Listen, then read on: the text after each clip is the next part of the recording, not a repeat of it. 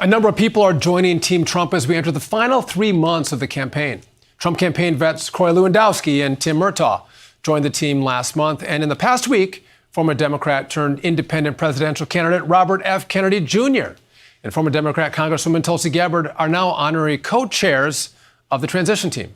Let's bring in Trump campaign senior advisor Jason Miller to discuss. Jason, good to see you. So I want to go to the debate because I think a lot of Americans haven't seen, Kamala take questions from the media. Obviously, she did one joint interview with Tim Walz, not a hard-hitting interview at CNN.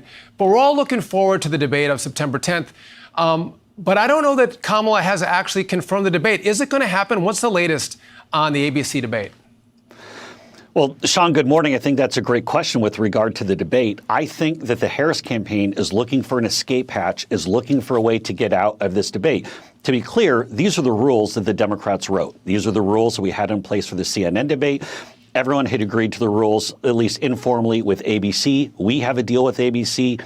ABC has a deal. ABC is with us all the way on this. But here's what I think happened. I think the Harris folks started going into debate prep, and now they realize what they're working with. They realize that they're in real trouble with Kamala Harris. They also know that President Trump is the greatest debater in modern political history. So I think they're nervous and want a way out.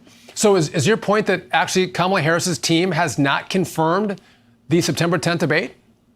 Absolutely not. And it's mind-boggling because you would think that they'd want to debate. I mean, the American public does deserve this, but they refuse to accept the terms of the debate, which, again, everyone had already agreed to it. We'd agreed to it. ABC's agreed to it. The rules are the rules. They're not changing. But Kamala Harris and her campaign, they're afraid. Think about it for a moment, Sean. Why did they wait 39 days to even do this joint interview where Kamala Harris spoke for all of 16 minutes and 29 seconds? And then now this is day 42 that Kamala Harris has gone without doing a solo interview. This is really bizarre. I think they're afraid and they don't want to put Kamala Harris out there. And you want to know why? Because she's going to have to answer for every bit of this last 3.5 years. You can't talk about turning the page when you're the one who broke the economy, broke the border, broke the world. But that's on Kamala, and she's going to have to account for that when she's on the debate stage. Jason, we hear rumors of what the strategy is going to be for Democrats, right? Or Kamala Harris on the stage. She's not going to talk about policy, because policy is not her friend. She's going to continue with Joe Biden's agenda on the economy and her policies on the border. So rumor is that she wants to just get under Donald Trump's skin and try to get a moment that she can play with the American people on emotion as opposed to policy. How is the Team Trump addressing what Kamala is going to do if this debate actually goes off? So there are two parts of this. There's the overall messaging, which reminding people that they were better off with Trump. And they were. Everybody was better off with Trump. Every group in the country, even as we go into Labor Day and we see how much more expensive everything is, people were better off with President Trump. But Kamala Harris, she can talk about turning the page and this other nonsense, but she has a real record. She has a record as DA of San Francisco. She has a record as AG of California. And then she has a disastrous record as vice president, which, of course, was highlighted this past week with all the Gold Star families attacking Kamala Harris and saying, you have blood on your hands for sending our loved ones to be killed, the 13 service members that were killed in Afghanistan. Kamala Harris now has to defend that record. Here's the thing with President Trump. He's a very quick study. He knows every part of Kamala Harris's record as DA, AG, and her time as vice president. So he's going to be ready. You can't prepare for President Trump in a debate. He's the ultimate counterpuncher, and that's why he's the greatest debater that I've ever seen. You can't prepare for him. And so we're going to be ready, and we have that real simple message, how we can make life better for people immediately.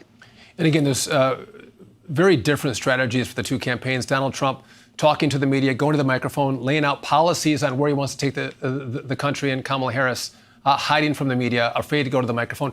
I want to go to election integrity, Jason, because, again, I'm hearing, and we brought this up earlier on the show, but I hear a lot of stories. There's been reports of illegals registering to vote, and there's help coming from the federal government, the state government, and NGOs.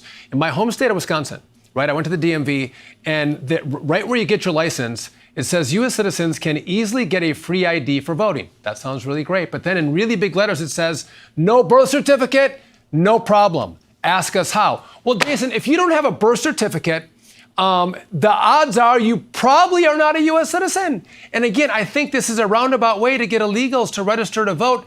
And again, I hope that's not happening, but I want to have an election where only U.S. citizens that are legally qualified to vote. What is the campaign doing on this issue? Well, we have a very extensive effort that we're doing with the RNC, and we've been fighting in battleground versus battleground to try to make sure that we have these strengthening in place. Some states, like Georgia, they went and did it themselves, which is great. Georgia did a very good job. There's actually going to be monitoring of these drop boxes, feel much more confident. Other places, we've had the courts working against us. You take a look at Arizona, for example, and the recent Supreme Court ruling said that you have to show ID to register to vote, but then you don't have to show ID to actually vote. I mean, Sean, literally, when I go to the movies and I have my AMC card, if I want to get my 10% discount or whatever it is they get, I have to show my ID to get literally to get my discount at the movie theater, but I don't have to show an ID when I go to actually vote. That's what the Democrats want. And if you wonder, people always say, why did Kamala Harris allow 20 million illegals into the country? It's to try to get to this and to have them vote. Keep in mind, Sean, that in a lot of places around the country, Democrats are pushing to allow non-citizens to actually go and vote in local elections. Well, do you really think that in all of those places they're going to say, here's your local ballot and then here's your federal ballot, and there's going to be full confidence that they don't vote in both? I don't have that confidence, but we're going to be ready for them. You know, that's why Republicans have pushed the SAVE Act. You have to be a U.S. citizen to register to vote, which is why Republicans have pushed you should show an ID before you vote. And the fact is, if you don't want those things, you actually want to set up a system where you can cheat and use fraud to win elections. I hope the campaign continues to push back on that. Jason Miller, thank you for being with us. We appreciate it and appreciate all your work. Thank you. Now, Nancy Pelosi was on Bill Maher's show last week, and the former Speaker of the House, who remains enormously powerful within the Democrats, admitted that they'd like to turn illegal immigrants, undocumented migrants as they call them, into documented migrants. And creating an easy path for citizenship, I'm sure, is going to open the floodgates further. Making the American dream of home ownership available to all people is something we have to do for people who are here now. This is before you're a citizen. This is undocumented. This is for the undocumented. Well, what I would like to do is move them to documented. The fact that we can move them to documented.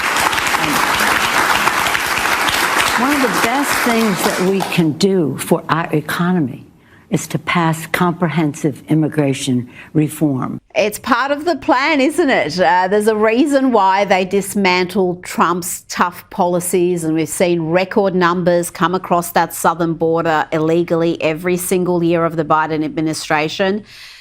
They're hoping that one day they become citizens, one day soon, and vote for the Democrats. Well, it's not only that, it's also a big scheme for BlackRock, for these real estate companies, knowing that these people can get these houses because they're subsidized by the government, and then they default on the loans, and then these banks will basically own these houses. And then once they give these tax breaks, or they give these money for these free homes, that raises the price for everyday American citizens that are trying to buy a house. So this program is killing the middle class, and they know that because they don't want a middle class. They want a population that relies on the government, or just a super elite that doesn't need the help from the government. The government needs their money, as a matter of fact.